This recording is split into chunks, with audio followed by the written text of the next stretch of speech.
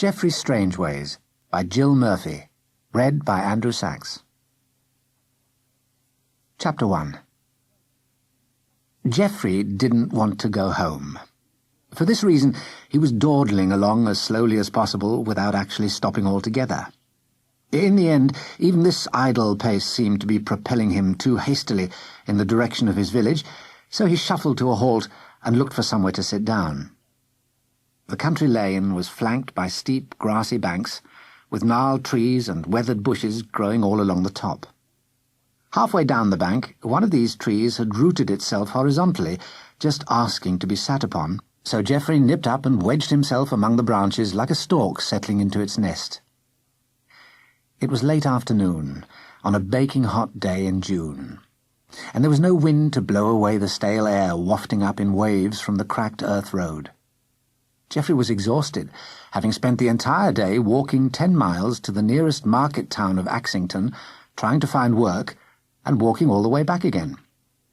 He was only 11 years old, but in those days you tried to find work as soon as it was necessary, and in Geoffrey's case it was extremely necessary. The trouble was that he was fussy. He didn't want to end up as a dishwasher in some dreadful, greasy tavern kitchen, being bellowed at by a great fat cook while the sun blazed away outside. He didn't want to spend 7 days a week bent double in the fields for a few pence a day. In fact, the only thing that Geoffrey wanted in the whole world was to be a knight, and he knew that there was absolutely no chance of this happening, except in his dreams, and dreams were not good enough. Everything was against Geoffrey in his ambition to become Sir Geoffrey Strangeways, or Sir Geoffrey of the Crimson Gauntlets, as he sometimes imagined. For a start, he was extremely poor. He lived alone with his widowed mother, who fortunately was very good at knitting and managed to sell enough vests, stockings, and the like to keep them from starving. Big jumpers and knitted outer garments hadn't caught on in the Middle Ages, or she could have made a lot more money. As it was, she was a very speedy knitter and could turn out 3 pairs of knitted hose, a garment rather like modern tights, 2 medium-sized vests, and 1 balaclava to be worn underneath a knight's helmet, all in the space of 2 days. However, only last week she had fallen off the back of her brother Harold's ox cart on her way home from the village summer hop, and here it must be confessed that she had consumed a fraction too much mead and was unsteady on her feet at the time, and had broken not just one, but both arms, which were now all done up in splints and would take ages to mend. In this way, the burden of earning their living had suddenly descended, like a lead-lined winter coat, onto Geoffrey's frail shoulders, and frail shoulders they were indeed. Not only was Geoffrey poor, and everyone knew that you had to be a lord's son or else do something madly brave in battle before you could even be considered as a trainee knight, but he was also a small and rather scruffy-looking person.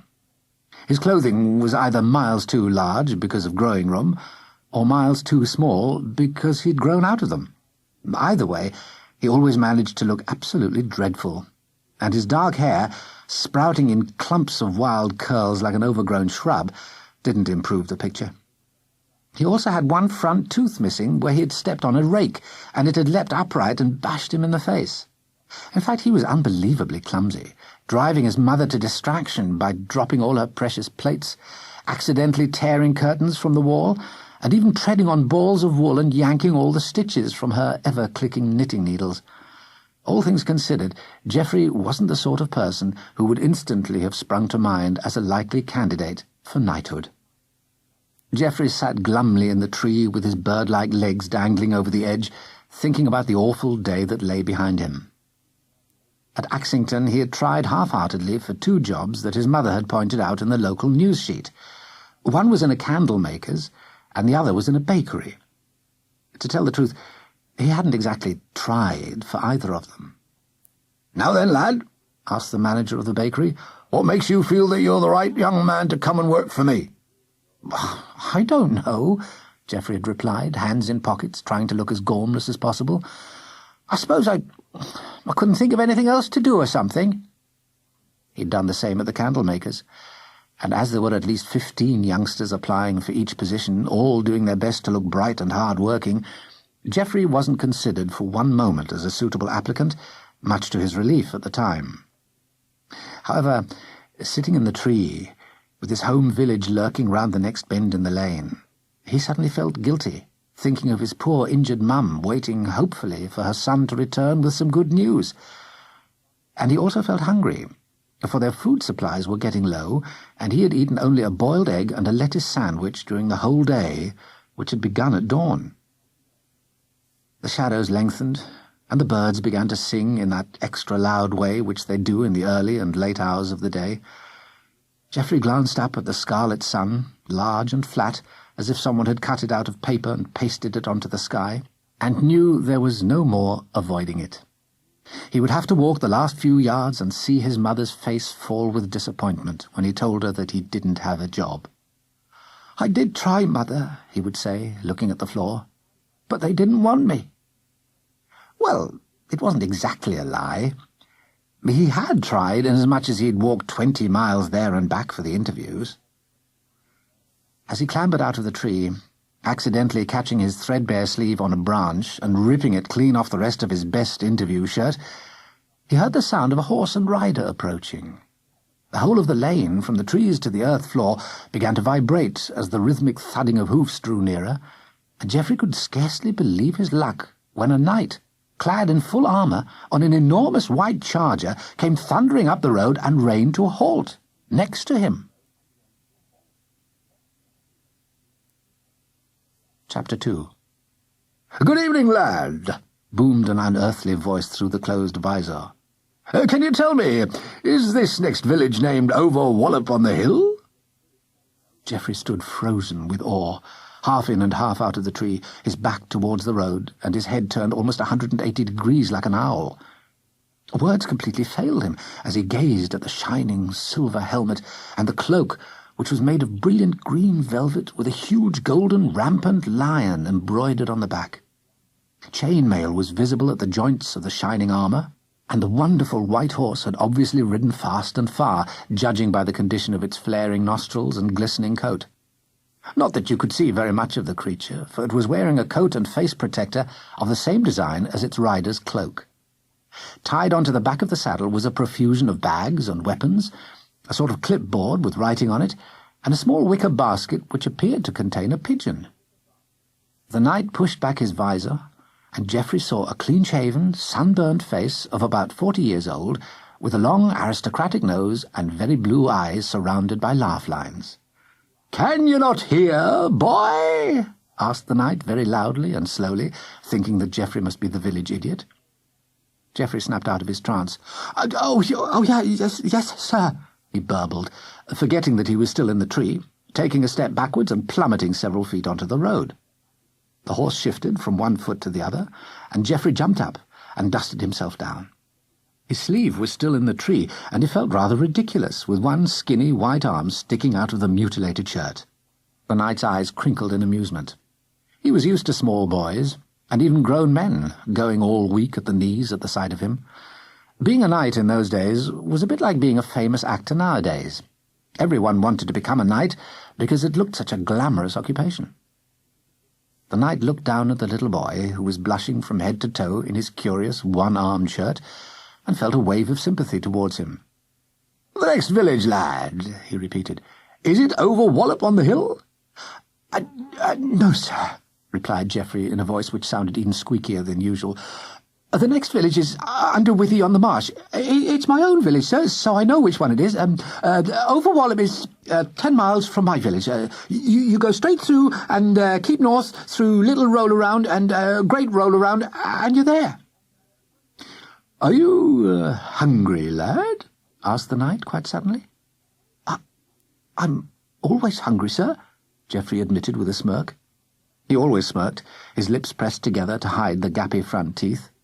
"Well, then join me for supper," said the knight, and to Geoffrey's utter amazement, this fabulous person tethered his horse to the same tree which Geoffrey had just fallen out of, and began rummaging in one of the saddlebags.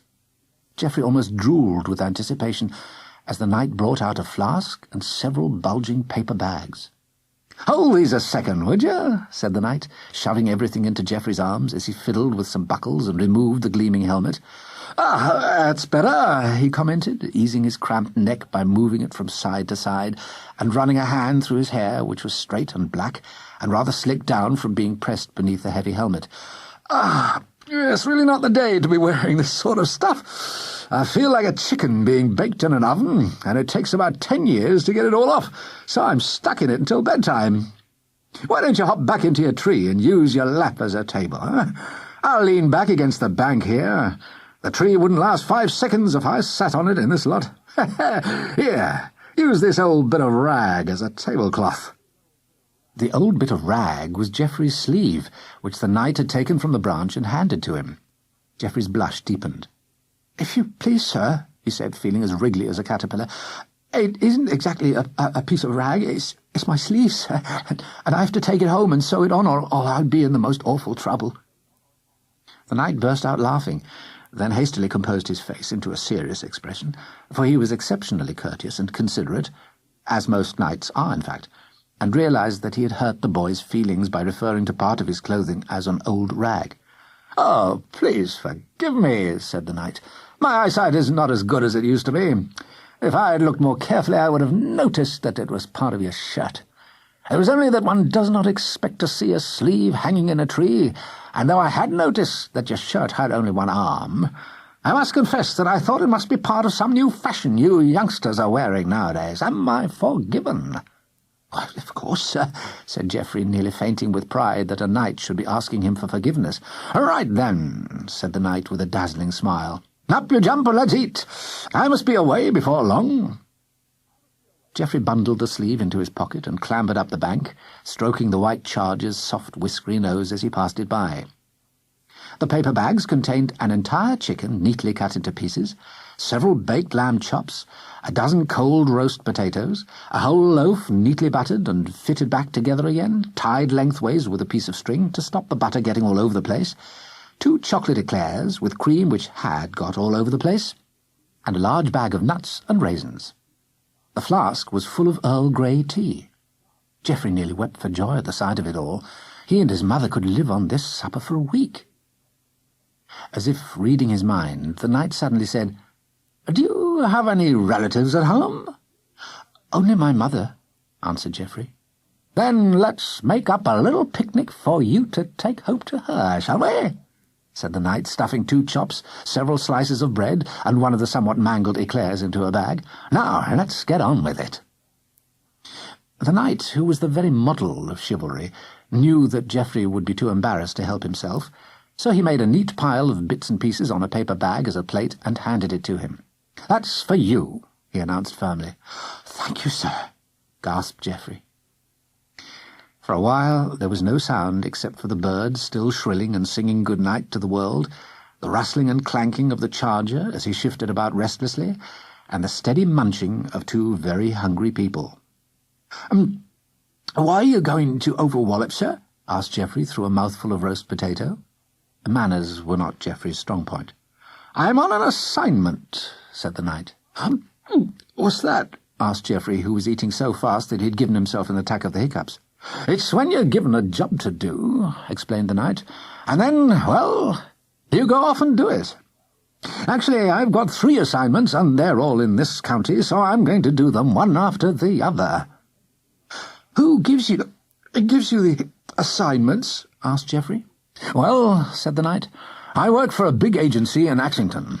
It's called Freelance Rescue Services Limited in Old Barrow Street.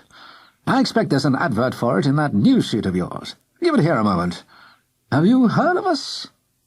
Geoffrey handed over the news sheet, and the knight began to look through it. "Of course I've heard of you, sir," replied Geoffrey, even more impressed than ever. "The whole country's heard of Freelance Rescue Services." "Ah, here we are," said the knight. He folded back the news sheet and read aloud, "Problems?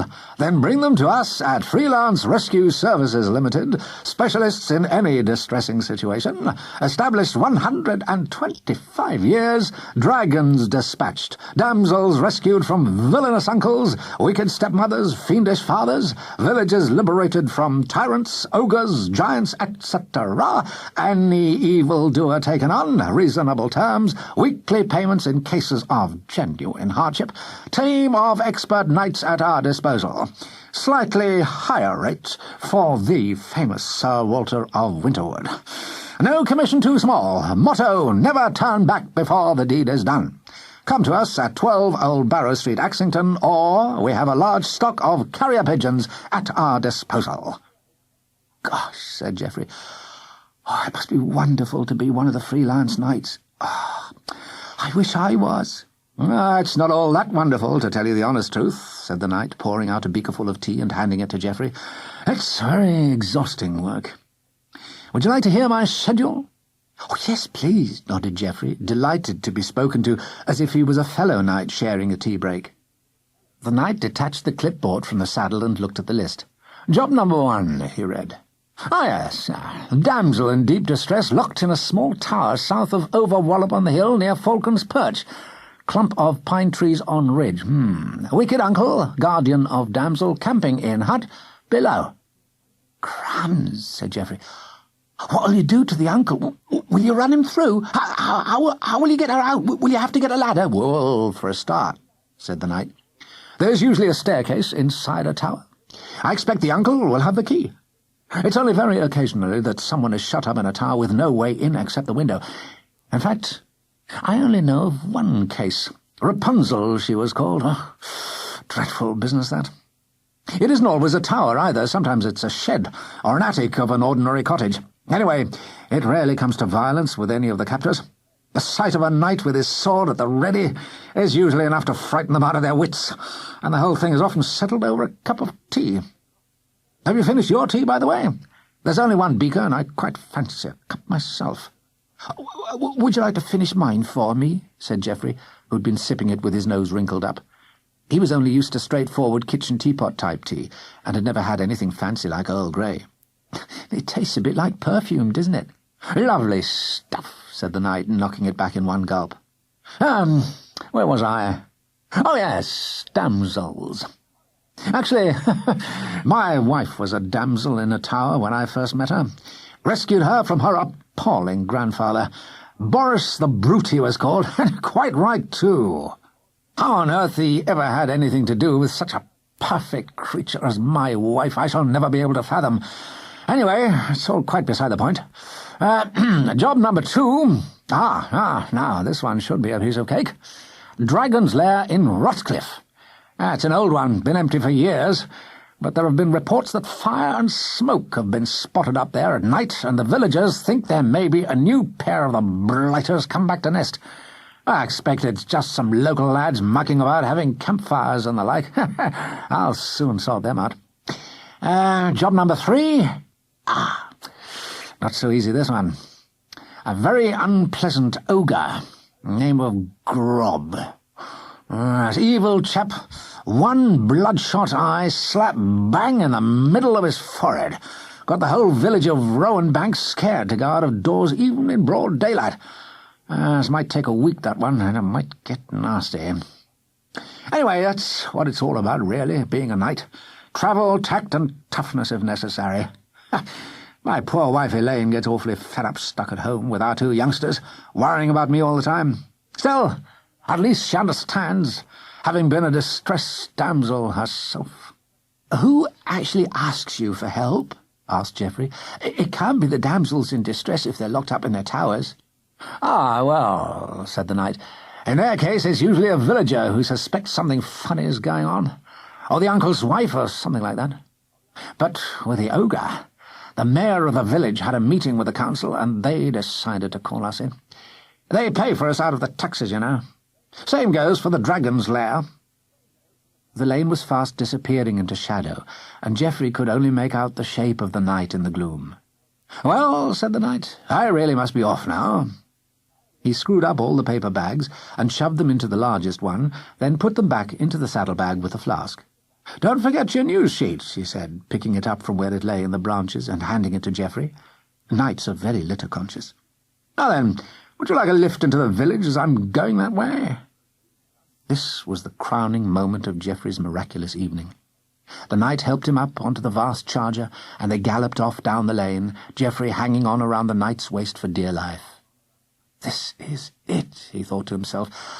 I've just got to be a knight. Nothing else will do, not in the whole world. I've got to do it.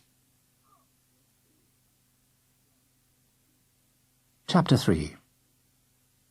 Reality loomed as they drew up outside Geoffrey's mother's cottage, a tiny, tumble-down affair with tatty grey thatch full of birds and beetles. There was, however, a very nice lavender bush outside the window, and a large, brightly lit lantern on a hook which cast jagged shadows up the path. To Geoffrey's great annoyance, absolutely no one was about in the village street to witness his return home. "Thank you so much for everything," said Geoffrey, slithering from the saddle. "A pleasure," said the knight. "Sir Walter of Winterwood at your service. Regards to your mother." And he snapped his visor shut and was off in a flash of hooves into the black street. He was a knight with style. "Oh, good heavens," breathed Geoffrey, awestruck. "I just had supper with Sir Walter of Winterwood. The Sir Walter of Winterwood. Oh!" He remained standing, transfixed by the gatepost, quite overcome with a mixture of shock and pure delight. "Geoffrey?" called his mother's voice from behind the door. "Is that you?" Geoffrey shook himself out of his trance and hurried up the short path to the front door. "Yes, Mum," he replied, pushing it open.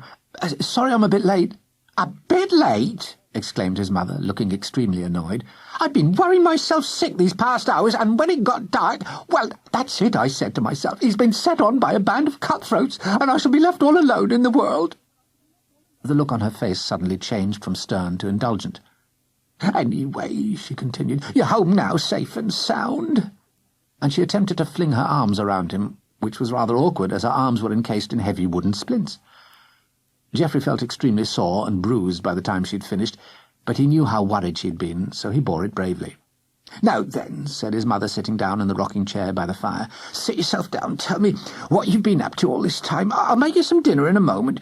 There are only 3 eggs left, but there's still half a sack of potatoes. It won't take a minute to make eggy potatoes for our dinner, will it?"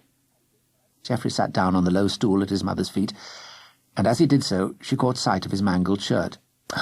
"Oh, Geoffrey!" she exclaimed. "Look at your shirt, and it's your best, but how could you be so careless? Now, just you explain to me where you've been all this time, my lad." Geoffrey looked at her as she settled back in the rocking chair and began rocking grimly backwards and forwards, her fingers at the end of the splints looking lost and empty without any knitting in them.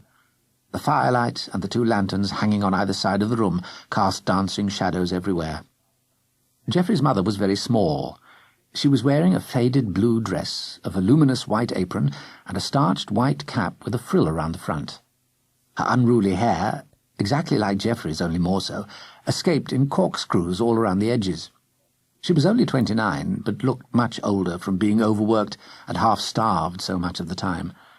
Her son felt a wave of tenderness sweep over him as he looked at her anxious face.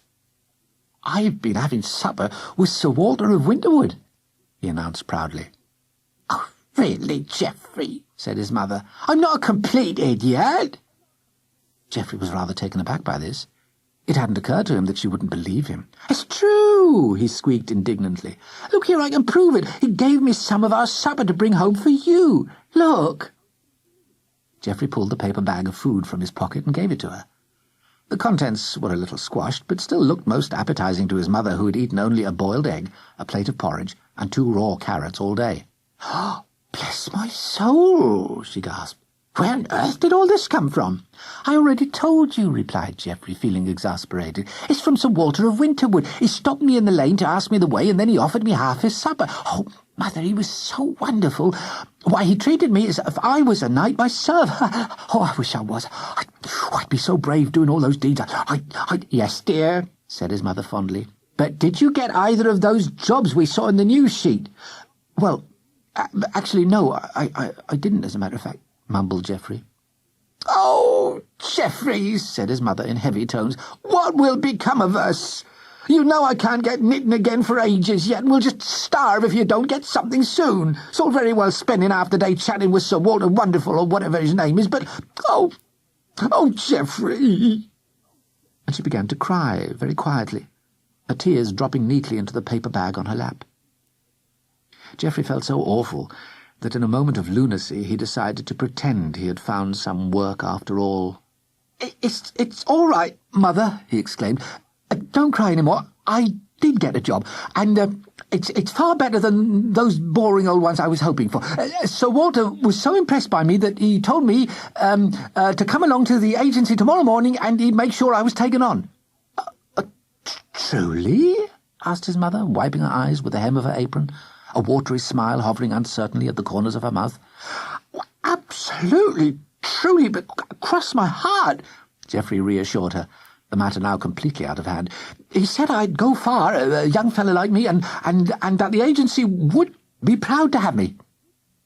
Geoffrey's mother was delighted at this wonderful news, and treated her already battered son to another agonizing hug with the splints. "Well, you'd better get that shirt off and sew the sleeve back on again," she laughed, bustling into action. "I'd do it for you myself, but I can't with my arms like this. Why didn't you tell me all about the job when you come in? Oh, but it really is marvellous, isn't it? Oh, and such an exciting job, Geoffrey. Oh, I am so proud of you. You'd better have an early night if you're to be up again at dawn with a 10-mile walk ahead of you. What sort of things will they be asking you to do at the agency? Did they tell you?" Oh, all sorts of different things," muttered Geoffrey vaguely, pulling off his shirt and reaching for the sewing box. They said they'd start me in the office, helping with the filing, and then they'll let me go to night school, to learn about sword fighting and slaying dragons and all that, and then when I've grown a bit, they said they'd probably make me a real knight. "Well, I never," said his mum. "Fancy that! Oh, and I always thought that you had to be a noble lord's son before they'd even think of you as a knight. Well, it just goes to show how times are changing, doesn't it?"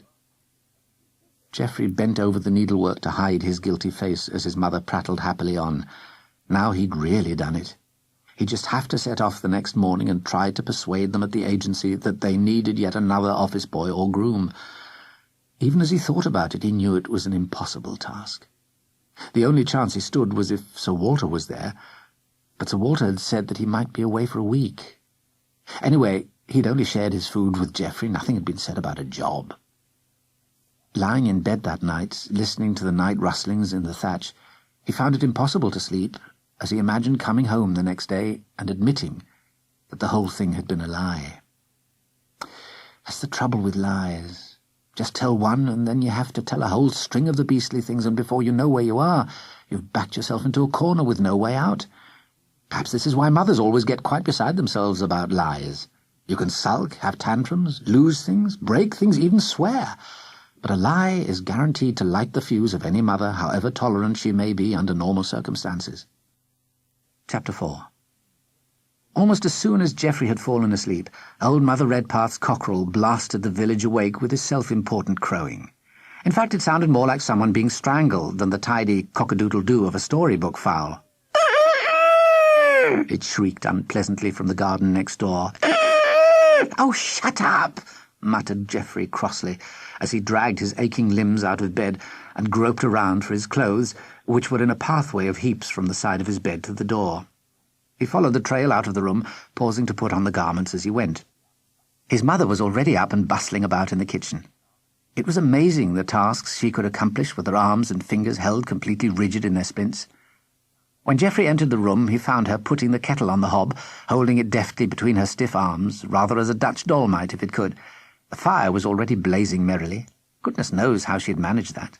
"Here's a nice egg on toast for you, my love," she cooed, "and a nice cup of tea to follow. I saved a bit of bread from Sir Walter's bag of food. Oh, it seemed wasteful just to eat it all at once. Anyway, you'll need a good breakfast to keep your strength up, walking all that way and doing a day's work. I can't tell you how proud I am, son. I shall be off round the village telling everyone the minute I've got my housework done." I wouldn't tell everyone," mumbled Geoffrey, feeling rather red in the face. "Modest, too," smiled his mother. The situation was growing worse every minute. Geoffrey munched miserably through his breakfast as his joyful mother wrapped up the remaining morsels of Sir Walter's supper for her son's first working lunch. If only she knew, thought Geoffrey, who was feeling more appalled every moment, like a person blundering on and on into a swamp. Geoffrey left the house immediately after he had eaten, with the excuse that he had to be there by 8:30. He set off briskly down the lane, trying to convince himself that there was some way out of this ghastly mess without his mother finding out. He'd actually walked a good 8 miles of the journey when he realized that he had convinced himself that he was expected at the agency by 8:30. For a few moments he felt a wave of relief that he wasn't expected anywhere, with the whole blue-skied day waiting unexplored in front of him. Then he remembered all the lies he had told, and they settled like a lead weight over his heart. 1 mile to Axington, read the next milestone which he passed. Perhaps, thought Geoffrey in desperation, as the tower of Axington Church appeared in the distance, perhaps if I just believe with all my heart that there will be a job at the agency, then perhaps there really will be. What was that saying about faith moving mountains or something? Anyway, I'll concentrate on it all the way there, and perhaps they'll say, "Come in, lad, you're just the person we're looking for. How would 5 shillings a week, plus luncheon vouchers and a company horse, suit you?" Forcing himself to feel confident, Geoffrey marched the last mile, having wonderful fantasies about either becoming the managing director with a big leather chair, or being knighted the moment he walked into the office and rescuing a fair damsel on his first day. Actually, at 11 years old, he was still a bit on the young side for damsel rescuing. To tell the truth, he could see much more point in rescuing a kitten stuck up a tree than a silly old damsel in a tower weeping into her embroidery. Still, if his friend Sir Walter was into damsel rescuing, then that would certainly be the first item on Geoffrey's agenda. A big wooden sign by the roadside read, "Axington Market Town. Watch out, there are kids about. Axington welcomes careful riders." Axington was quite a small town, though it looked enormous to Geoffrey, who had lived all his life in Underwithy-on-the-Marsh. Underwithy was little more than a hamlet, with only 7 houses and not so much as a village store. You had to walk 5 miles to Underwallop-on-the-Hill if you wanted an evening news sheet or a bag of groceries. Geoffrey guessed that it must be market day by the unusual crowds thronging the streets. There were people everywhere, nearly all of them pushing trolleys, wheelbarrows, and even baskets on wheels overflowing with garden produce, lettuce, onions, and so on. Herds of cattle, flocks of geese and sheep, and grunting litters of pigs were being prodded noisily along by boys with sticks, and every now and then an ox cart lumbered by, groaning beneath sacks of vegetables, bales of hay, and naughty children hanging off the back for fun. Geoffrey threaded his way through the busy crowds to Old Barrow Street. This was a narrow side street crammed with houses of many different shapes and sizes, all listing drunkenly to one side like a shelf of books leaning up against a bookend. He knew where the agency was, for he had often passed by when visiting the town in the hope of glimpsing one of the knights riding out of the yard. Geoffrey stopped outside one of the houses, which was painted a delicate shade of pink with an overhanging upper story. Next to the front door was a neat brass plaque, upon which was engraved, "Freelance Rescue Services Limited, Offices First Floor, Stable Yard through Archway on right." Geoffrey decided to try his luck in the stable yard first and see if by some extraordinary coincidence a stable lad had just been given the sack, died, or stormed off in a huff. He walked through the chilly passageway and out into the large square yard, which had loose boxes all the way round with their upper doors clipped back. An elderly man in worn leather clothes was coming out of one of the stables with an armful of bridles. "Clear off, you!" he snarled at Geoffrey with unnecessary venom. "Be off now, or I'll set Mauler on you!" A blood-curdling volley of barks and growls burst forth from one of the loose boxes, which obviously imprisoned the ferocious Mauler. Geoffrey backed hastily out of the yard. I was just wondering," he called out as he went, "if you needed a stable hand." "If I need any stable hands, it won't be you I'll be asking," growled the man. "Anyway, we've got enough stable hands here to last the next 20 years. Now clear off! Go on, up it! Stupid kids hanging around here all day, getting in the way, pinching things." He trailed off, still muttering, through a door in the corner. Geoffrey felt dreadfully embarrassed and rather hurt at the man's rudeness. It seemed as if he had taken a violent dislike to Geoffrey in person. In fact, he was like it to everyone, even the knights, but Geoffrey wasn't to know that. Also, if that had been the reaction of the stableman, then the office people would probably be even worse. The church clock chimed 9, and Geoffrey decided to wander about in the market for a while before he braved the office staff. Chapter 5. An hour dragged by as Geoffrey sauntered aimlessly through the bustling throng, wishing that he had some money in his pocket, for the stalls were all laden with the most interesting goods. There were clothing stalls, hat stalls, armour stalls full of breastplates and helmets glinting in the morning sunshine, vegetable stalls, huge dusty pens of lowing cattle, and every now and then a food stall, which was the medieval equivalent of a cafe. Geoffrey wondered if there would ever be a time when he wasn't constantly thinking about food. Even his dreams at night were of banquets and breakfast tables groaning with buttered toast, bacon, apple pie, In fact, anything edible which his starved imagination could conjure up. He stopped outside a food stall with a jolly red and white striped awning above it. The stallholder was a large woman in a scarlet dress covered by a voluminous greasy apron. She had a white headdress draped around her scarlet face and was busily stoking a fire which had a gigantic cooking pot suspended over it. On the table beneath the awning was a mouth-watering array of cooked chicken pieces, buttered rolls, cakes of every description, a huge basket of apples and pears, and several pewter jugs filled with a fruit drink which had large chunks of fruit floating about in it. "Can I help for a while?" asked Geoffrey hopefully. "I wondered if I might help for a bit in exchange for a roll and a piece of chicken." The red-faced lady looked as if she was going to snap at him, but she changed her mind. "Well, you can peel this lot for a roll, and one bit of chicken, mind," she said, pointing to a vast stack of potatoes underneath the table. "What, all of them?" exclaimed Geoffrey, sounding horrified. "Take it or leave it, they'll get done anyway," said the woman, flinging a bowl full of chopped onions into the cooking pot and stirring vigorously. "I'll do them," said Geoffrey, wondering if it might not have been better to go hungry rather than hack his way through 40 pounds of potatoes. The stallholder handed him a knife and 2 of the largest saucepans he had ever seen, and he sat on the floor and commenced peeling. At first he was very careful, taking several minutes per potato. After 20 minutes the pile still looked exactly the same, so he speeded up, cutting off such large chunks that the stallholder noticed and shouted down at him. "Oi!" she bellowed as she wrapped a chicken leg for a customer. "Watch what you're doing down there. You've taken off half the potato with the skin. Come on! I'd best be doing them myself." No, said Geoffrey, visions of the promised food dancing before his eyes. I'll be more careful, honestly, I will. Look!" And he began peeling again with exaggerated care. After another 20 minutes, he almost began to enjoy it. There was a certain grim satisfaction in watching the earthy brown pile reducing, while both the massive saucepans began to fill up. In the end, it took him exactly 2.5 hours to the last potato. "I've done them!" he shrieked, jumping to his feet and flexing his hands at the wrists where they felt as if they might drop off altogether. The stallholder peered at the saucepans. "Well," she said, smiling broadly, much to Geoffrey's relief, "I must admit that has been a help. Here you are, then. A leg of chicken, a roll and butter, and a rock cake for good measure." It was now lunchtime. The town clock was striking 12, and there was quite a queue of people at the stall. As Geoffrey stood eating his hard-earned food, the man from the stall next door, which sold leather bags, belts and boots, called across to him in a friendly way. "I was watching you sitting down there," he said to Geoffrey. "Great pile of 'em, wasn't there? Bet you're glad that's over." Agreed Geoffrey, gnawing at the last remnants of the chicken bone. "Looking for a job, then?" asked the man. "Yes, I am, as a matter of fact," replied Geoffrey. "I'm just off to the Freelance Rescue Agency to see about a job there." "Well, fancy that!" exclaimed the man. "What a coincidence! The secretary there just happens to be my fiancée. Are you going there this minute?" "Oh, when I finish this cake," said Geoffrey, cramming the whole thing into his mouth and nearly choking on the crumbs. "Take it easy, lad," said the man as Geoffrey coughed and spluttered.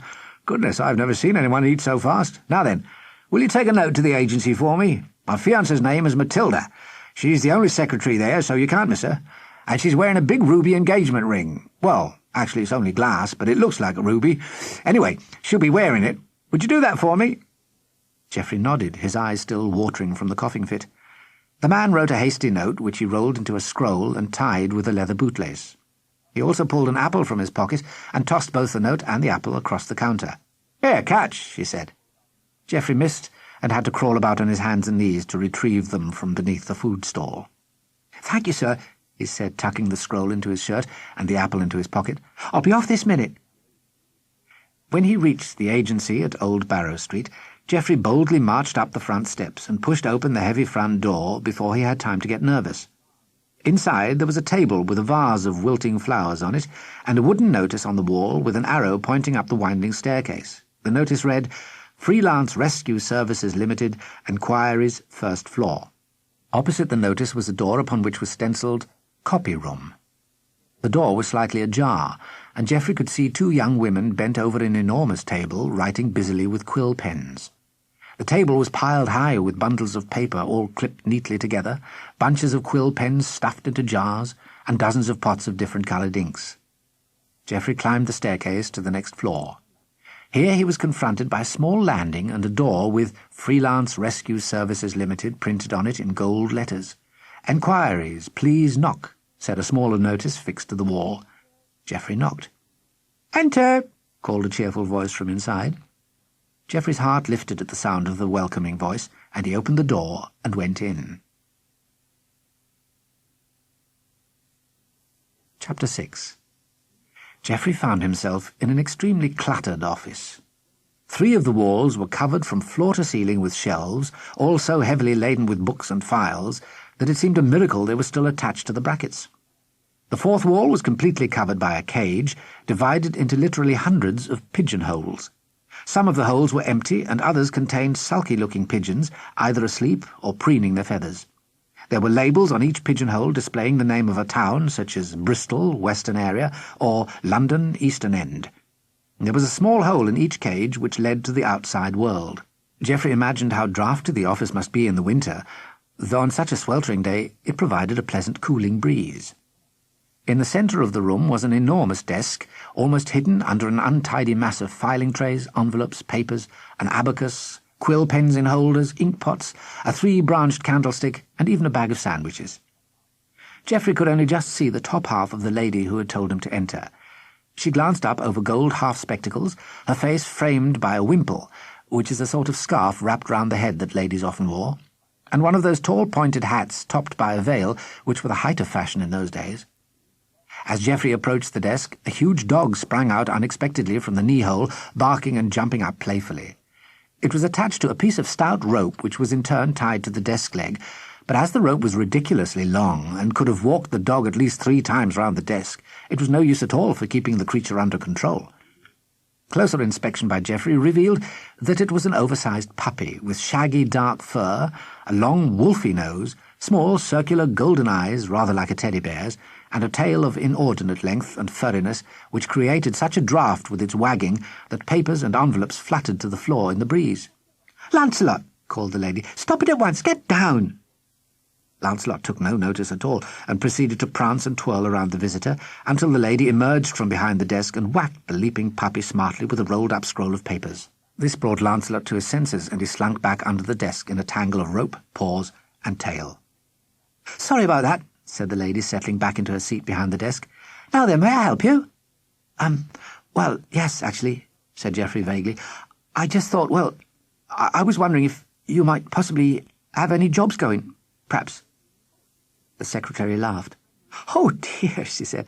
"I'm afraid there are no jobs available at the moment. I'm the permanent secretary. We have 2 copy scribes and all the stable hands we can manage, added to which there's a waiting list as long as your arm for everything, so there really isn't any chance at all, I'm afraid." "Oh, don't you need a messenger boy?" asked Geoffrey. "We've already got 2, said the secretary, "and a good service of carrier pigeons to every part of the country." Geoffrey looked miserably at his feet. "Tea boy?" he asked brightly. The secretary smiled sympathetically. "I'm usually the tea boy," she said, getting up. "Now, off you go. As far as I can see, there won't be any jobs here before the next century." She pushed back her chair, and Geoffrey caught sight of a brilliant red ring flashing on her finger. "Oh, I've just remembered," he exclaimed, fishing about inside his shirt and drawing out the scroll, which was somewhat flattened from being squashed against his chest. "I've brought a message for you." "For me?" asked the secretary, looking baffled. "You are Matilda, aren't you?" asked Geoffrey, handing her the scroll. "I met your fiancé in the market, and he told me that you were the secretary here and asked if I would deliver this." "Well, thank you very much, lad," said Matilda, untying the bootlace and beginning to read. At this point there didn't seem to be any reason for Geoffrey to remain hanging about. "Goodbye, then," he said politely, opening the door. Matilda held up her hand. "Oh, wait a moment, would you?" she said. "I might have a little job for you after all. How would you like to mind the office while everyone's at lunch? Simon, that's my fiancé, says he'll treat me to lunch if I can get away for an hour. One of us always stays in the office in case of an emergency, and it's my turn today. What do you think?" "I think it's a great idea," said Geoffrey. "Just tell me what I have to do." "Well," said Matilda, "first of all, you'd better nip out and wait in the doorway opposite. Sir Cedric, he's the boss. I think he'd be a bit annoyed at me leaving a stranger in charge. Not that anything ever happens at lunchtime. In fact, I don't know why they insist on it, really. I've been here for 5 years now, and nothing's ever happened, not once. Anyway, you just wait out of sight till you see the 2 copy scribes leave, and Sir Cedric, he'll be off to his club. When it's all clear, come back up, and I'll tell you what to do. Sir Cedric never gets back till 3, and he's always tiddly. Anyway, I'll be back within the hour, so you'll have nothing to worry about. Off you go now, quickly. I can hear Sir Cedric moving about in his office." Geoffrey clattered excitedly down the stairs and found a conveniently shaded doorway across the road in which to lurk. Within 5 minutes, Sir Cedric came out. He was very old, with a white moustache so long that it wafted in the breeze on either side of him like a scarf. He had a pronounced limp and leant heavily on a stick as he stumped off up the road. Next came the 2 copy scribes laughing and chattering. Geoffrey raced back up the stairs to find Matilda applying rouge to her cheeks with the aid of a tiny mirror balanced on top of a filing cabinet. "I'll be off then," she said. "You can have the sandwiches I brought if you like. Oh, and I'll give you a penny when I get back." "Gosh, thanks," gasped Geoffrey, wondering what fillings were in the sandwiches. He was also thrilled about the penny, which was a lot of money in those days. "Now, all you have to do is keep an eye on the pigeons' cages in case of any messages," said Matilda, whose cheeks glowed so rosily that she looked as if she had scarlet fever. "I won't be long." As she opened the door, Lancelot launched himself from beneath the desk. "Oh, dear," said Matilda, pushing him down. "I'd forgotten about you." She turned to Geoffrey. "He really is a nuisance, this dog. I'm looking after him for my mother, and it's a real bind bringing him to the office every day. Do you think you could keep him here while I'm out? He'll settle down and sleep once I've gone, and he'd be such a pain in the market." "Of course," said Geoffrey. Chapter 7. When she'd gone, and after he had bundled the exuberant Lancelot back under the desk with stern warnings to stay put, Geoffrey couldn't resist sneaking next door to have a look at Sir Cedric's office. It was much tidier than Matilda's room, more like a study. There was a huge dark green studded leather armchair and a leather swivel chair behind a beautifully polished leather-top desk. The desk was so brand new and tidy that it didn't look as if any work had ever been carried out on it at all. In fact, very little work was carried out on it. Sir Cedric spent most of his time snoozing, reading the racing news sheet, or knocking back whisky at his club. A brass ear trumpet was laid out neatly next to a quill pen, a crystal ink bottle, with no ink in it, a large leather-bound appointments diary, and a framed portrait of a rotund and rather grim-faced lady who was in fact Sir Cedric's wife.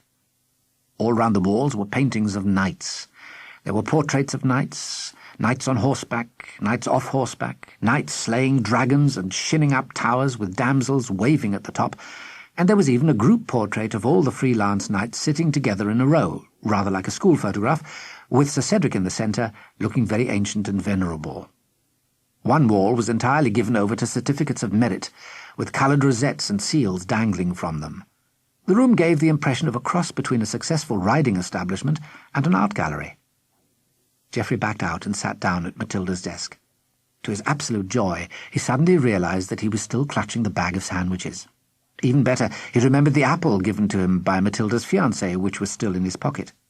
The sandwiches were cheese and pickle, big doorsteppy ones with slabs of cheese and chunks of pickle. He demolished them at once, followed by the apple, and sat back with his feet up on the desk. This is the life, he thought happily, marvelling at the astonishing amount of food which had come his way in the last few hours. Why, he even had a penny wages to come later, enough to buy a decent supper for himself and his mother. Perhaps he could tell her how he had made up the whole story about getting a job at the agency, and perhaps she wouldn't be so cross if she happened to be in the middle of a nice steak and kidney pie. As he sat there daydreaming, a sudden flurry in the pigeon cage brought him back to reality. A rather wind-ruffled pigeon had bustled through one of the holes in the wall into its cage, and was busily cooing and stretching its wings, while the other pigeons all cooed and clucked and bustled about on their perches. Geoffrey was a bit nervous of birds. His mother had once kept some ferocious hens, which used to pursue him round the garden every time he ventured out.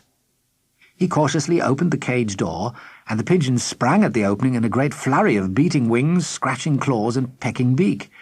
Geoffrey jumped backwards, and the bird launched itself through the opening and proceeded to fly madly round the room, bashing into shelves and piles of papers, while the other birds squawked and flattered in their cages like prisoners encouraging an inmate who has escaped.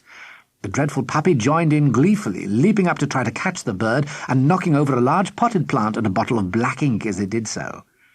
After several futile minutes of careering round the room, grabbing nervously at the fugitive pigeon, Geoffrey realised that it would be best to keep still and let it settle. "Get down, Lancelot!" he bellowed, swatting the delinquent dog with a copy of the Carrier Pigeon Directory for Eastern England. Lancelot was in such a state of hysteria that Geoffrey had to sit on him to calm him down. Terrified that someone might hear and come to investigate the barking, he seized the puppy's long snout and held his jaws firmly together. Lancelot stopped struggling and gazed up indignantly at Geoffrey with bright amber-coloured eyes. "Sorry, Lance," whispered Geoffrey, "but you must be quiet." After what seemed like 5 hours, but was in fact 10 minutes, the pigeon calmed down and roosted on the candelabra which was suspended from the ceiling. The room looked as if a bomb had hit it. The floor was littered with papers, the broken plant all jumbled up with the earth from the plant pot, a knocked-over chair, and worst of all, an appalling black ink stain caused by the overturned ink bottle which was still dripping steadily down the side of the desk onto the carpet. A few feathers drifted gently through the air like the beginning of a snow shower. Geoffrey felt a lurch of horror as he surveyed the scene. He righted the ink bottle and picked up the chair, but the whole office appeared to be wrecked. Even the calendar on the wall had fallen off its hook. Indeed, it was hard to imagine that one measly pigeon had been the cause of such a riot. The measly pigeon was now happily settled on the candelabra, preening its tail feathers. Geoffrey could see the wooden carrier attached to its leg like a tiny splint. Moving very slowly, he climbed onto the chair and lunged at the unsuspecting pigeon, just catching it as it took off. "Got you!" he yelled in triumph, not even caring that it was pecking and scratching him. Lancelot leapt up, barking and jumping again, so that all the pigeons in the cages commenced squawking and leaping about on their perches. The noise was awful, but Geoffrey didn't notice for the moment as he was busily removing the piece of paper from the message-holder.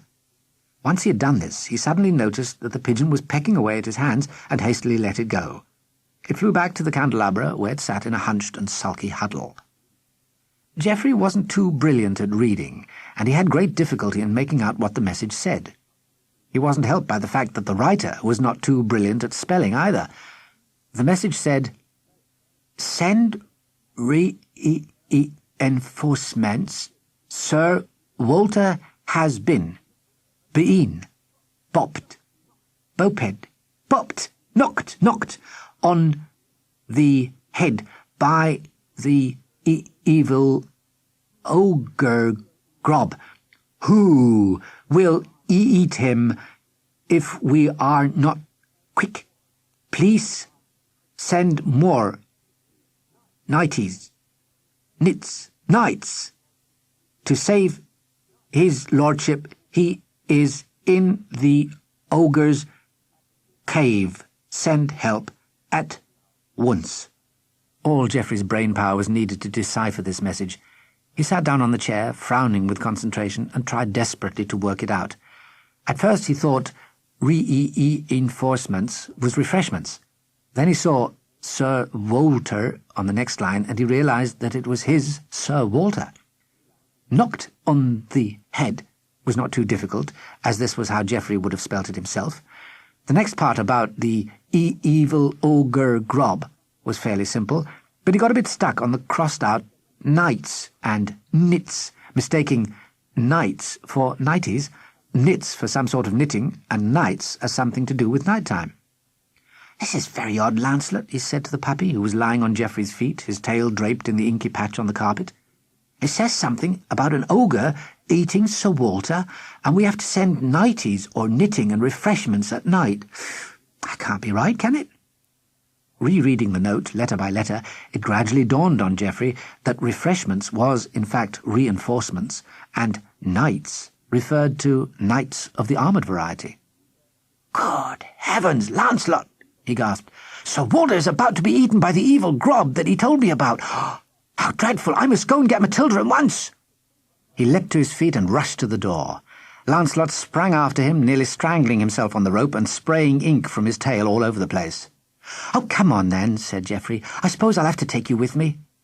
He untied the rope from the desk leg, and with the other end wound several times around his hand and arm, they set off down the steep staircase. That's to say, Lancelot set off down the staircase, dragging Geoffrey behind him like a water skier. Chapter 8. Geoffrey had hoped that Matilda and her fiancé would be at the food stall next to her fiancé's leather shop, but they weren't. Padlocked wooden shutters were drawn across the stall with a notice saying, "Gone to lunch." "Excuse me," said Geoffrey, tugging nervously at the food stall owner's sleeve. "Oh, it's you, is it?" said the woman, who looked hot and flustered and was still serving a queue of people. "Have you seen a man from the leather stall?" asked Geoffrey. "He's gone to lunch," snapped the woman, ladling out a plateful of stew for a customer. Can't you read? There's a notice up. Gone to lunch, it says. Well, I just wondered if you knew where he'd gone to lunch, persisted Geoffrey. He had a lady with him. Look, Sonny, said the woman, who was obviously having a hot, busy, unpleasant day and didn't feel in the least bit grateful about the potatoes. I don't care if he had the Queen with him. He could be an out of Siberia for all I know, OK?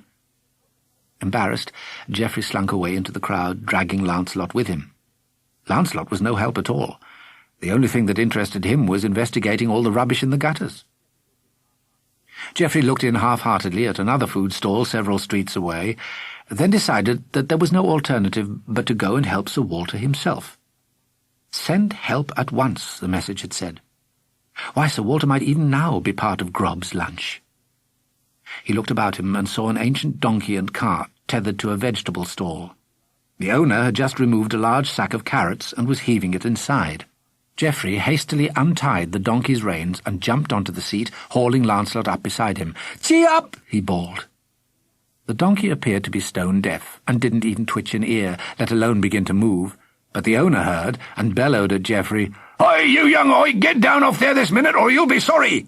"Please, gee up!" pleaded Geoffrey, flapping the reins feebly across the donkey's back. Still the donkey didn't move, and it was Lancelot who came to the rescue with a volley of high-pitched barking. This startled the ancient creature, and set it off through the streets with such a jerk that Geoffrey and Lancelot fell backwards off the seat into the body of the cart. The last thing Geoffrey heard above the clattering of the hoofs and cartwheels was the angry yelling of the donkey's rightful owner, who pursued them until he was too out of breath to run any more. The donkey took the road towards Rowan Bank as it sped out of Axington. By an incredibly convenient twist of fate, it happened to live in the village just beyond Rowan Bank, a small village named St. Nonny, and was extremely keen to get home and have its bucket of oats. Geoffrey didn't know this, of course, and once he had regained his position on the driver's seat, he felt rather proud of his driving skills. The donkey trotted briskly along the road, needing no encouragement. Lancelot sat happily in the back and barked at everything in sight, including the butterflies. "Oh, do stop it, Lance," said Geoffrey crossly. "You're giving me a headache. Anyway, I've got some serious thinking to do." The first thing he decided was to call in at his mother's house to see if he could find a suitable weapon. He also intended to ask his mother to babysit for Lancelot, who would obviously be a fat lot of use in the task ahead. It was early evening as the little cart creaked into Underwithy-on-the-Marsh. The donkey was now grimly determined to get back to his home village, and Geoffrey had quite a struggle to rein him to a halt and tie him to the gatepost. Having done this, he raced up the path, with Lancelot flat out in front of him. Geoffrey's mother was sitting in the rocking chair with a cup of tea on the table in front of her. "Good gracious, Geoffrey!" she exclaimed, as Lancelot sprang joyously into her lap and began slurping the tea. "Oh, get down, you brute!" She pushed him off. "What on earth is all this, Geoffrey? How could you bring a dog home at a time like this when we haven't a penny in the house, and a great bouncing useless brute at that?" "I'm on an assignment, Mother," explained Geoffrey. "I have to rush over to Rowan Bank to rescue Sir Walter. You know, the one who shared his supper with me. He's got captured by this ogre, only I forgot to bring any weapons with me. Have we got anything?" "An assignment?" echoed his mother, looking alarmed. "All by yourself? Is it usual to be sent on an assignment on your first day without any training? And an ogre? Oh, isn't there someone with you, a bit bigger, perhaps?" "Oh, don't fuss, Mother. They said I was a natural," boasted Geoffrey, almost believing it to be true. "The managing director himself sent me. See to it, lad," he said to me. "Just do whatever's necessary to get our Walter back." "Well, I never," said Geoffrey's mother, trying to see her son in a new light, though he still looked very small and youthful to her. "Well, then, I suppose we'd better find you some weapons, though I must say I can't think of anything that'll be much use." They searched through the house and came up with a very odd assortment of household equipment which looked as if it might be useful as weaponry. There was a toasting fork, a warming pan, the poker, a pair of fire tongs, a small kitchen knife, the bread knife, and several pairs of quite deadly-looking wooden knitting needles. They also found a small weeding fork in the front garden. Lancelot sneaked off behind a chair with one of the knitting needles and proceeded to chew it to pieces while no one was looking. "It's not too much, is it?" said Geoffrey's mum, surveying the heap of weapons on the carpet. I suppose you could fill the warming pan with hot coals and swing it at your foe, or you could grab them by the throat with the tongs, though if it's an ogre you'd need a step-ladder to get up to his throat in the first place. Oh, we've got an old step-ladder in the shed. Would you like to take it? Don't be daft, Mum, said Geoffrey. An ogre would have to be pretty stupid not to notice me propping up a step-ladder against him. I can hardly say, excuse me, old chap, do you mind if I just shin up this ladder and grab you with my tongs now, can I? Oh, no, I suppose you can't, mused his mother. I'll take the poker and one of these fat knitting needles, said Geoffrey. The kitchen knife looks a bit, well, horrid, really, doesn't it? Isn't it supposed to look horrid? Asked Geoffrey's mum. The poker looked quite horrid enough to me, said Geoffrey, turning pale at the thought of even squashing an ant, let alone assaulting anyone with a kitchen knife. By the way, I must take some water out to my transport. His mother was somewhat alarmed when she saw the rickety donkey cart tied to the gate-post. "Good heavens, boy, is that your transport?" she exclaimed. "An old cart with a bag of bones to pull it?" "There's nothing wrong with this fellow," said Geoffrey, setting down a bucket of water for the animal. "He can't wait to be off again. Now, Mum, could you be a saint and look after Lancelot for me till I get back? Oh, where is he, by the way?" They hurried back inside and discovered Lancelot standing on the kitchen table where he had knocked over a jug of milk and was wading about in it, trying to lick it up before it all cascaded onto the floor. He wagged his tail happily at them as they came in, but didn't bother to look up until Geoffrey's mother let out a murderous shriek. On second thoughts," said Geoffrey, noting the expression on her face, "I'll take him with me." He grabbed the rope, which was trailing in the milk, and pulled Lancelot off the table. "You really are a helpless case, dog, do you know that?" he said crossly, yanking him out of the house and down the path.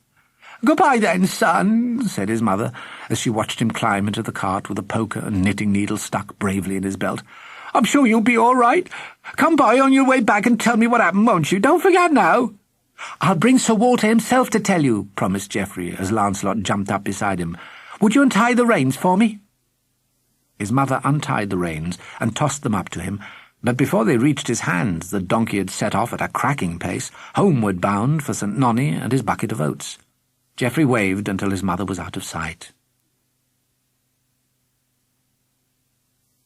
Chapter 9. Jolting and rattling his way along the dirt road, Geoffrey grew steadily more anxious as he contemplated the awful task ahead of him. He also felt decidedly uncomfortable when he remembered the appalling state in which he had left the office. He imagined Matilda returning from lunch to be confronted by the vandalized room, and with a sinking heart he realized that it would look as if he was an irresponsible hooligan who had ransacked the room, let the pigeon out, and stolen the dog just for fun. Worse still, he imagined Matilda being hauled into Sir Cedrics' office and being sacked for leaving the place in charge of a total stranger. Sifting through these dismal thoughts, Geoffrey's shoulders hunched up around his ears, and he looked the picture of misery. Even Lancelot seemed a bit glum, resting his furry nose on Geoffrey's knee, and for the first time Geoffrey felt glad that the puppy was with him. "Oh, you're not so bad, Lance, old boy," he said kindly. "Won't take us 5 minutes to get Sir Walter back, will it?" He prattled on in this way to the puppy, who gave every appearance of listening intently, and by the time the little party creaked into Rowanbank, Geoffrey felt quite confident that he would know exactly what to do when the time came. Just what he would do was another question, but he felt sure he would think of something later. Behind the wonky village rooftops, the sun was setting in a spectacular blaze of pinks and reds.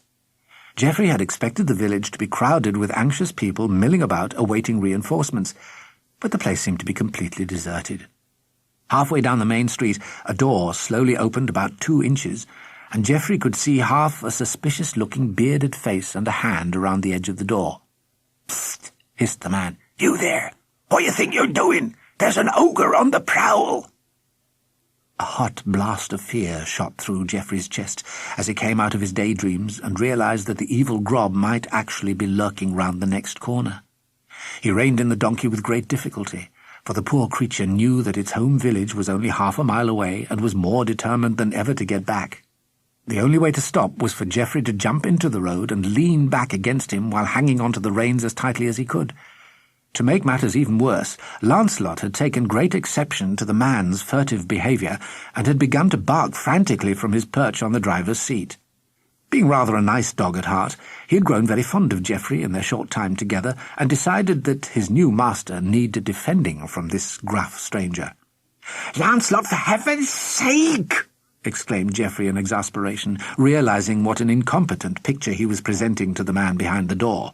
A small, dishevelled boy, struggling to calm a difficult donkey and an unruly puppy. He tried to put on a serious, intelligent expression. "We got your message about Sir Walter," he announced, trying to keep the nervous quaver out of his voice. "Message?" queried the man, looking blank. "The carrier-pigeon message," said Geoffrey. "I'm the reinforcements. Now then, my good man, can you direct me to the ogre's lair?"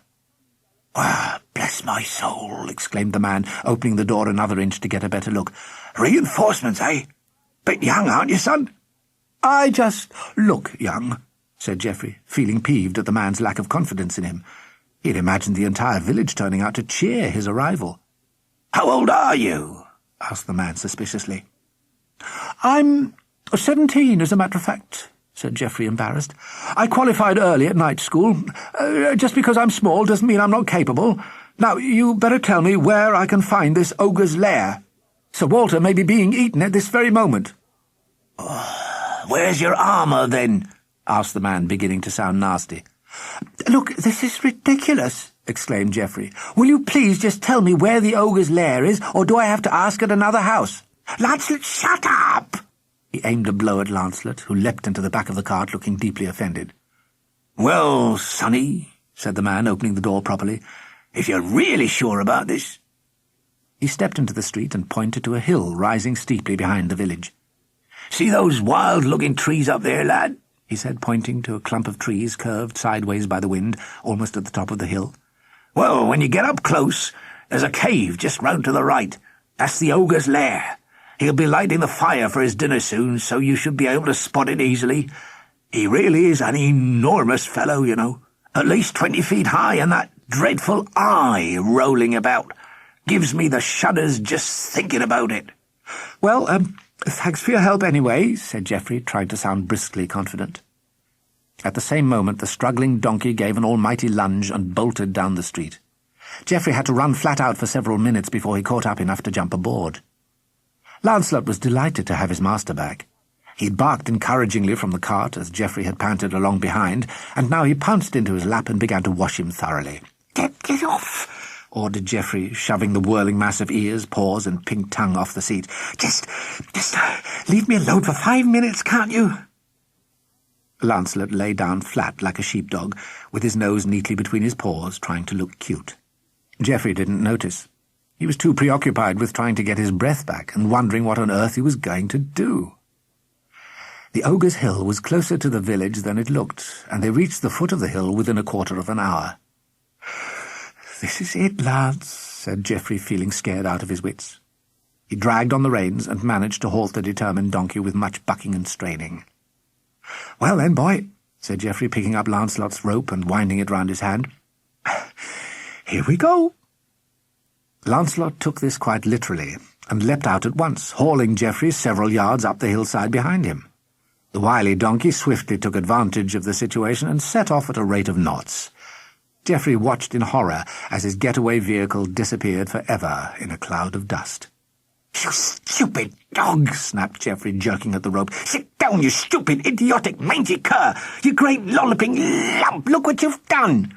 "Now we're really stuck, aren't we? Supposing we do manage to get Sir Walter free, how on earth do you think we're going to escape with a 20-foot ogre tearing down the hill after us, eh? Well—" Lancelot, who was truly embarrassed as his master ranted and raved and waved a finger at him, tried all the puppy tricks he knew to win Geoffrey round. First of all, he sat down and hung his head as low as possible, turning up his golden eyes in a mournful way. When this didn't stem the flow of anger, he grovelled across the grass on his stomach and rested his head on Geoffrey's foot with a tiny flicker of his tail. This was not a proper wag, which would have seemed disrespectful, but a fluttering of the tip of the tail as if to say, "Please forgive me so I can be happy again." He rounded it off by sitting bolt upright with his head held shamefacedly to one side and waving a huge shaggy paw rather vaguely in Geoffrey's direction. "Sorry, are you?" said Geoffrey, feeling far less angry but not wanting to admit it. "I should think so too. Well, just you behave, do you hear? No more barking or running off, or we'll both find ourselves in a casserole. Do you understand me?" Lancelot noted the softening of his master's voice and wagged his tail frantically with relief. Still with no plan of action, Geoffrey began creeping up the hillside, with Lancelot slinking along beside him like a model puppy, quite determined, for the moment anyway, to be the best-behaved dog in the universe, so that Geoffrey could feel proud of him. Darkness had fallen, and Geoffrey found it difficult to tell how far he had climbed. Stopping for a moment to peer upwards, his heart thumping so forcefully that he felt sure they could hear it back in the village, he saw a fire being lit only 30 yards away. It was so close, in fact, that Geoffrey could make out the shape of a monstrous figure casting awful flickering shadows as the flames leapt higher. Lancelot saw it too, and opened his mouth to see off the enemy. Fortunately, Geoffrey heard the warning growl and seized him by the snout, clamping his jaws tightly shut. "You idiot!" he whispered desperately into the puppy's ear. "You must listen to what I say, please, Lance. Don't bark." Although Lancelot couldn't understand a word of all this, and every dog instinct told him to rush menacingly towards the threatening shape while making as much noise as possible, there was a note of urgency in Geoffrey's voice which reduced him to silence. Geoffrey tentatively released the jaws, and Lancelot drooped a contrite head on his master's knee. "Good boy," whispered Geoffrey, at the same time suddenly feeling so frightened that his knees began to shake, and he had to sit down on the ground. Lancelot sat down next to him and leant his head tenderly across Geoffrey's pounding chest. The ogre really was at least 20 feet tall. It looked more like 40 to the minuscule Geoffrey, but in fact was 29 feet 7¼ inches, which was quite tall enough. Geoffrey watched in fascinated horror as the fire blazed up, gradually giving more light until he could see only too clearly what he was up against. He had never seen even a picture of an ogre before, so the sight of this ghastly creature was worse than he could possibly have imagined. For a start, the thing was scarcely human. It was more like a gigantic, stooping gorilla with a few human characteristics.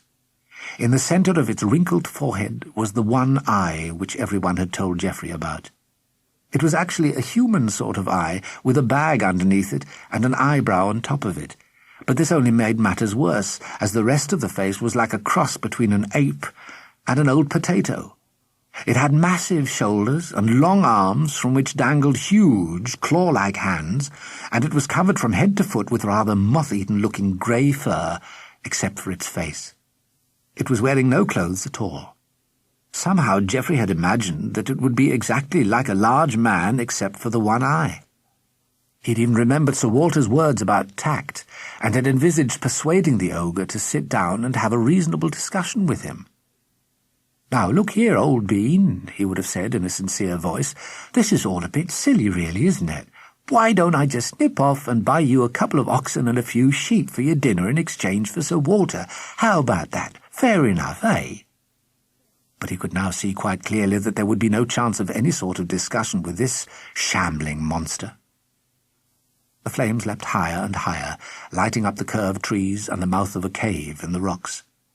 The ogre hurled whole tree trunks onto the fire, its ghastly shadow stretching twice as large up the hillside behind it.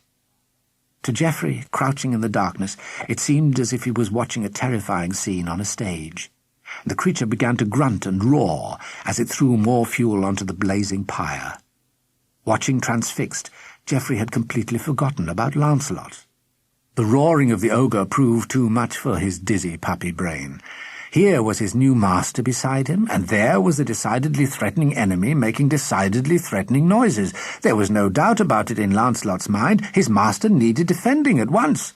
With a blood-curdling howl, he dashed forward, lips drawn back in as vicious-looking a snarl as he could manage. Actually, it wasn't vicious-looking at all. He was such a sweet-natured dog that it just made him look comical instead of nasty. Geoffrey watched in horror as the puppy rushed into the circle of light, barking frenziedly, fur standing on end like a wolf, and with a rope flying out behind him. He looked so tiny, darting around the ogre's ankles, that Geoffrey closed his eyes and waited for the barking to be brought to an abrupt end by one of the hairy fists. And then a wonderful thing happened. Geoffrey cautiously opened one eye and saw that the ogre had trodden on the end of the flailing rope. Lancelot had continued to twirl around the vast form until the rope tied its ankles together so suddenly that the huge monster toppled backwards. There was a terrible thud, which shook the whole hillside as its head struck a rock at the entrance to the cave. Geoffrey held his breath, but no sound came from the ogre, which lay where it had fallen, with Lancelot attached to the side of its legs, yelping in that frantic way which puppies do when they're frightened out of their wits. The high-pitched sound broke Geoffrey's trance, and he jumped to his feet.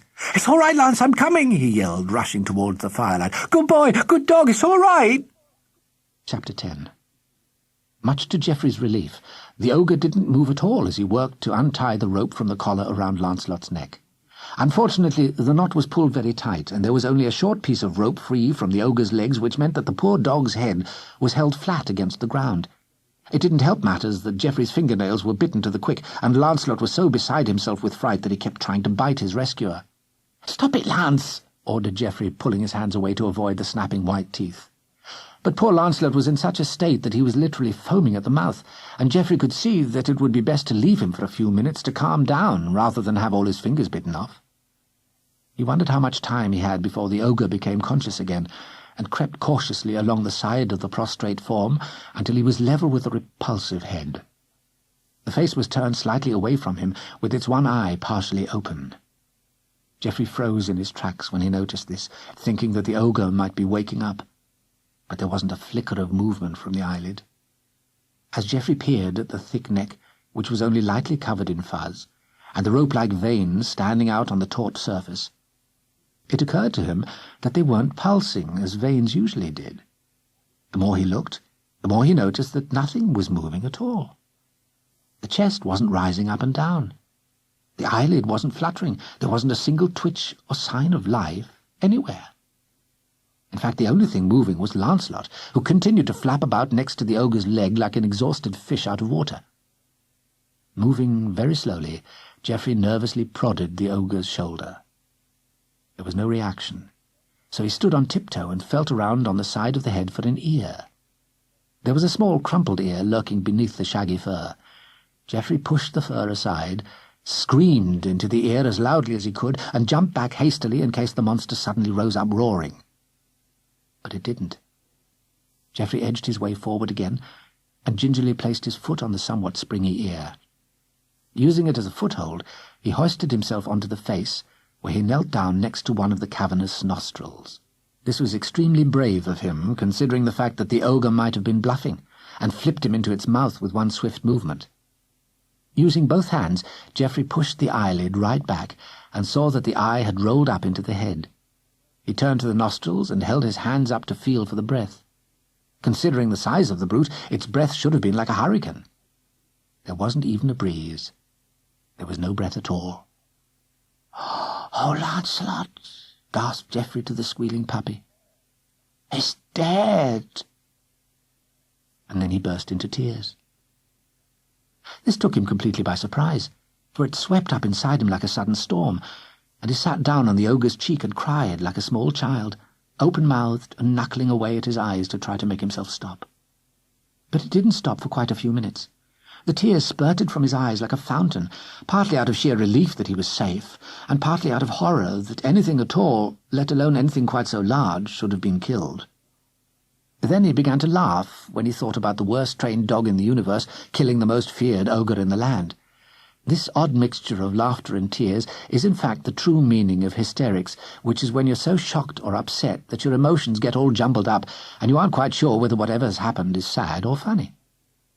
Geoffrey finally pulled himself together and scrambled down to the ground, extremely glad that there was no one to see him. Lancelot was quieter. He was whining in a pitiful way, but the frenzy seemed to have passed, and he turned his eyes gratefully towards Geoffrey as he saw him coming. "Easy, boy," said Geoffrey soothingly as he knelt down and struggled with the knot again.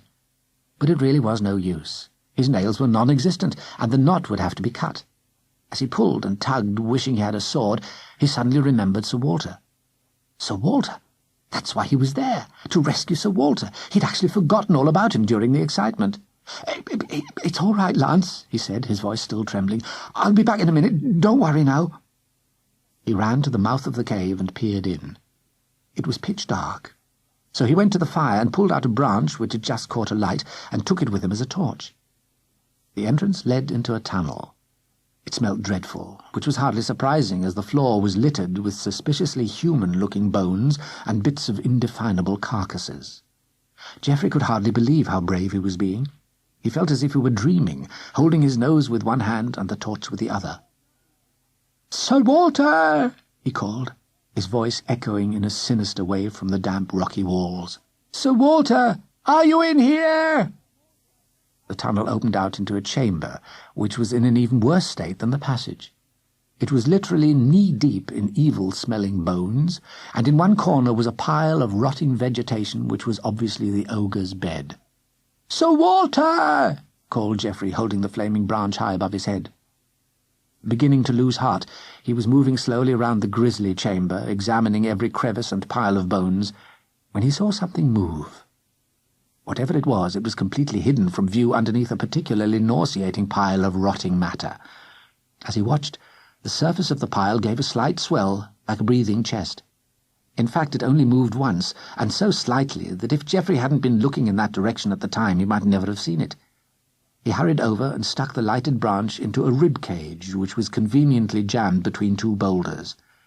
He was so excited that he wasn't in the least bit unnerved by the awfulness of the bones as he scrabbled at the putrid-smelling mess. A few inches down, his hand struck something metallic. He scooped away several more handfuls and uncovered the breastplate of a suit of armour tightly bound with creeper. "Please let it be him," said Geoffrey under his breath. He scraped and pulled desperately at the leaves, grass, and goodness knows what else until the whole head came into view. It was still wearing a helmet with the visor closed. Hardly daring to breathe, Geoffrey pushed it back. The face beneath was spattered with dirt, which had fallen in through the breathing slits, but there was no mistaking the laugh lines around the eyes, the straight nose, and the sky-blue eyes which opened blinking against the dirt and the torchlight. "Oh, Sir Walter! Thank heavens you're all right!" exclaimed Geoffrey, feeling to his dismay another tidal wave of tears sweep over him.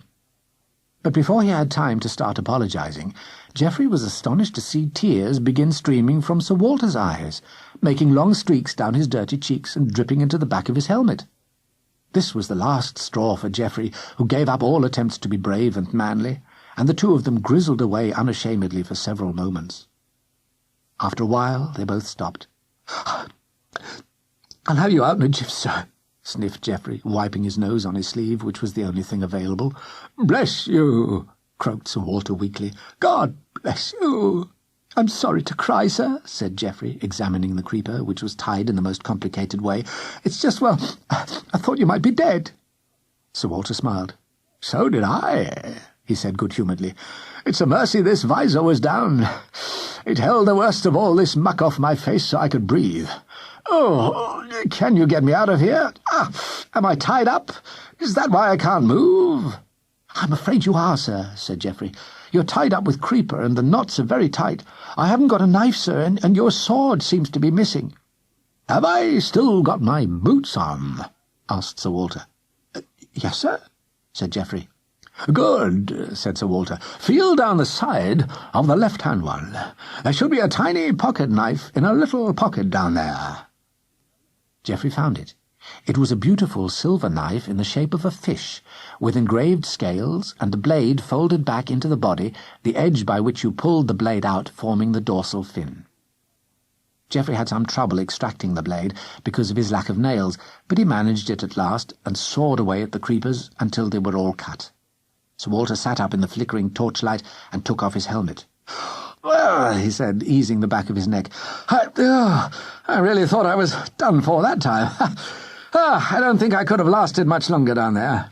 Come on, let's get out of here before the evil brute comes back." "He won't come back, sir," said Geoffrey. "He's dead." "Dead?" exclaimed Sir Walter. "But who killed him?" "I did," said Geoffrey proudly. He could have got away with it. Lancelot was the only witness, and a puppy couldn't tell anyone. Geoffrey could easily have said that he had taken the dog and run it round the ogre's feet, but to his eternal credit, he couldn't keep up such a monumental lie for more than 2 seconds. "Actually, sir," he said, blushing from head to toe, "it was my puppy who killed him, sir. It was sort of accident. He got his rope tangled round the ogre's feet, and it fell and hit its head. And the puppy isn't really mine either, so I'm sort of looking after him, For a friend of mine. Well, it's not really a friend, sir, just someone I know." The sight of Geoffrey blushing almost scarlet made Sir Walter recall the boy he had met on the previous day. "Haven't I met you before, lad?" he asked, putting his hand under Geoffrey's chin and turning his face towards the light. "Weren't you the boy in the lane yesterday? The one I had supper with?" "Yes, sir," mumbled Geoffrey. "Well, thank heavens you're here now, lad, that's all I can say," said Sir Walter, clambering stiffly to his feet in the battered suit of armour. "We'd better get out of this foul-smelling hole and get some fresh air into our lungs. Now, where's the heroic puppy?" "He's still tied to the ogre's leg, sir," said Geoffrey. "He's had a dreadful shock, sir. He was so brave, rushing up like that and barking his head off as if the great monster was no more than a mouse. But then it all got a bit much for him, sir. Can I use your knife to cut him free?" "Of course," replied Sir Walter. "Let's go." The branch was almost burnt away, and Sir Walter held up the remaining 12 inches of wildly flaming wood as they made their way back down the tunnel into the firelit clearing outside. Chapter 11.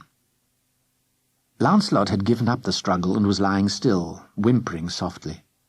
Geoffrey hastened to cut the rope, and Lancelot sprang free, leaping up and down with joy, first at Geoffrey, then at Sir Walter.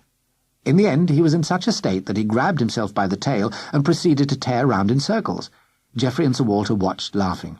"Good gracious me!" exclaimed Sir Walter suddenly. "It's Lancelot, the dog Matilda's been bringing to the office. How on earth... what's he doing here? Come to think of it, what are you doing here?" "Well, it's rather a long story, sir," mumbled Geoffrey nervously, remembering the state of the office, not to mention the stolen cart. "Then you must tell me," said Sir Walter. "But first, let's get away from here and back to the village. You can explain to me on the way there." As they picked their way down the hillside by the light of another flaming branch, Geoffrey did his best to explain exactly what had happened. As he talked, Sir Walter nodded and said sympathetic things like, "I see," or "That must have been difficult for you." He was so sympathetic, in fact, that Geoffrey told him everything, even the bad bits. He told him about wrecking the office and stealing the cart. He even confessed how he had lied to his mother about Sir Walter promising him a job. Then he asked Sir Walter how he had been caught, and Sir Walter told him how the ogre had been more cunning than ogres usually are, and had dug a deep pit near the cave which he and his horse had fallen straight into.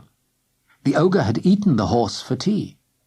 Geoffrey noticed that Sir Walter's voice wobbled a bit when he told him that part. Then it had tied Sir Walter with creeper and buried him in the revolting larder. Geoffrey and Lancelot had arrived in the nick of time, as the ogre had been building the fire to roast Sir Walter for its dinner. By this time, the village was in sight. The streets were still completely deserted, but Sir Walter took Geoffrey to the church, where they climbed up to the belfry and rang all the bells over and over, with Lancelot delighted to be allowed to bark to his heart's content. Doors began to creak open, then a few people carrying lanterns ventured out, and before long there was a huge crowd outside the church. Sir Walter leant out of the window with Geoffrey in front of him.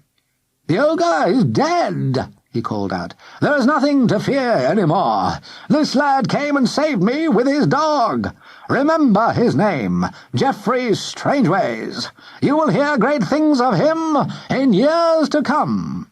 "I wouldn't say that," muttered Geoffrey modestly. When they came down from the tower, the villagers hoisted Geoffrey onto their shoulders and carried him round the village green, singing and dancing and calling out, "3 cheers for the lad!" and "Well done, Geoffrey the giant killer!" and other heart-warming tributes. Lancelot, who didn't mind Geoffrey taking all the credit, pranced about barking and knocking people over. When everyone had calmed down, the villagers found a horse for Sir Walter and a warm cloak for Geoffrey. Sir Walter climbed into the saddle and swung Geoffrey up in front of him. "Ruff!" barked Lancelot, looking up in a don't-forget-me, will-you sort of way. "Put the dog up here, too," said Sir Walter. Lancelot was seized by 6 villagers, who laid him across the horse's neck with his front paws down one side and his hind paws down the other. At first he rolled his eyes wildly and tried to get down, but Geoffrey ordered him to stay and held him so tightly that he gave up the fight and decided to be good. Halfway back to Underwithy, Geoffrey fell asleep and let go of Lancelot, who promptly fell off. After that, he flatly refused to get on again and ran full pelt behind them all the way home. Actually, he had enough puppy energy to run to John O'Groats and back and still be happy to have a quick game of ball. Chapter 12. It was 1 o'clock in the morning when they finally arrived at Underwithy. The front door was locked at home, so Geoffrey flung a handful of pebbles up at the shutters while Lancelot barked helpfully. One of the shutters opened, and Geoffrey's mum put her head out, clad in a frilly sleeping bonnet. "Oh, is it?" she called nervously into the dark. "It's us, Mum," replied Geoffrey, his voice bursting with pride. "Me and Sir Walter, like I told you, and we didn't need the poker after all." The travellers were so weary that they collapsed asleep almost at once. Sir Walter slept on Geoffrey's bed, and Geoffrey slept on a pile of blankets next to the fire, with Lancelot stretched out against his back like a furry electric blanket. Mrs. Strangeways couldn't sleep with excitement, planning what she could give her illustrious guest for breakfast. He could have scrambled eggs, or perhaps an egg and mashed potatoes, or a baked potato with an omelette.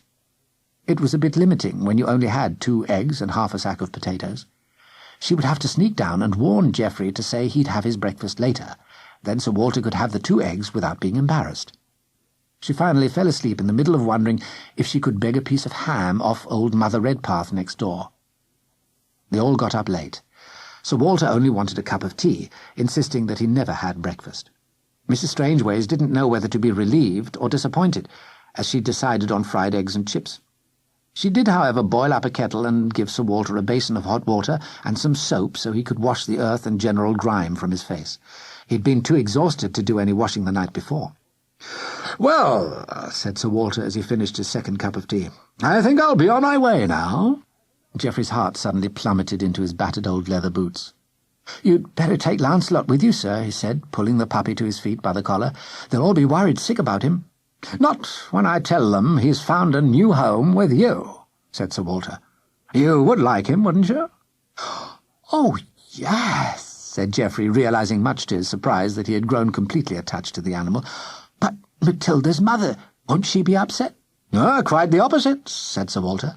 "Matilda's mother has become ill with rheumatism and decided she can't keep him. Matilda was only taking him to the office until she found a new home." "Oh, Lance," gasped Geoffrey, "you can stay here with me, boy." The puppy bounced about overexcitedly, picked up the hem of Mrs. Strangeways' dress, and began to kill it, shaking it from side to side. "Get off!" exclaimed Mrs. Strangeways, trying to hold down her skirt and shoo Lancelot away at the same time. "You'll have to train him, Geoffrey, whatever brave deeds he's been doing." I will," said Geoffrey, grabbing Lancelot and shoving him out of the door. "There's one more thing before I go," said Sir Walter, turning to Geoffrey. "About that job. You know, that job I promised you when we met in the lane. Well, I've decided that office boy isn't quite right for you after all. How would you like to go to night school?" "A night school?" breathed Geoffrey.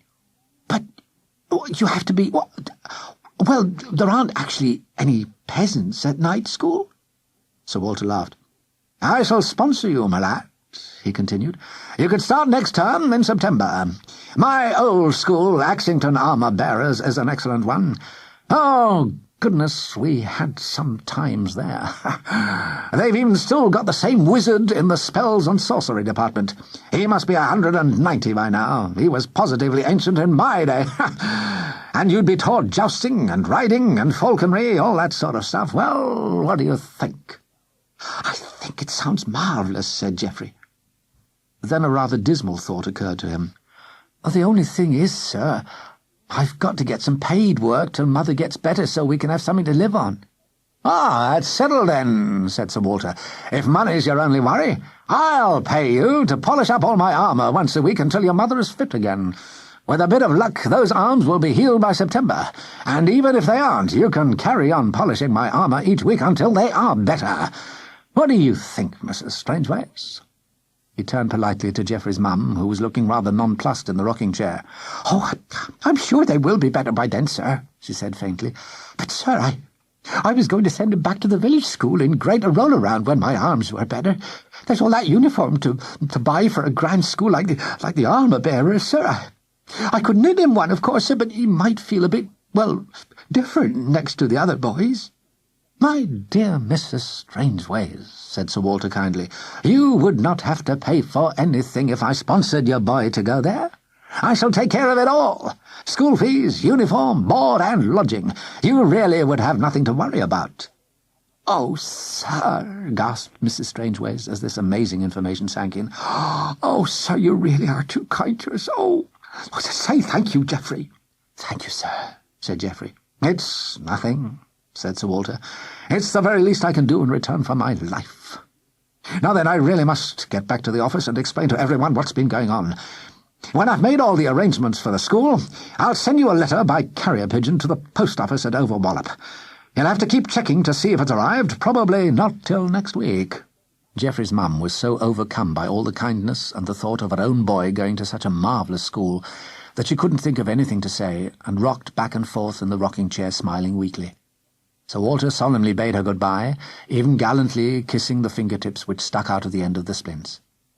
Geoffrey went into the front garden to wave good-bye, tripping over Lancelot, who was lying outside the front door like a doormat. He felt suddenly rather shy, and shoved his hands into his pockets, where he found Sir Walter's silver fish-shaped knife. "Oh, look, sir," he said, handing it to Sir Walter. "I forgot to give this back to you." "Keep it," smiled Sir Walter, "and thank you for being there. I would surely have died if you and your dog had not set out to find me so quickly.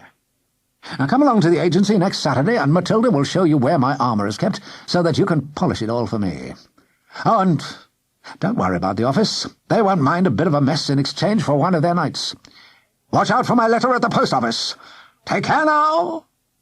And he swung up on his horse and thundered down the street and away into the countryside. Geoffrey stood by the gatepost and watched till he was out of sight and the dust had settled in the sharp morning sunlight. Mrs. Strangeways came out into the garden, looking rather as if someone had hit her on the head with a cricket bat. "Oh, isn't it marvellous, Geoffrey?" she said, beaming from ear to ear. "Just think of it! My own son at Axington Armour-Bearers in that nice uniform, oh, learning to ride and do jousting and sorcery and all those clever things. Oh, I'm so proud of you, going off after that ogre the way you did, cool as a cucumber." Geoffrey blushed and scuffed his feet along the path. "Oh, don't make such a fuss, Mother," he mumbled. "It was nothing, really. It was nothing at all."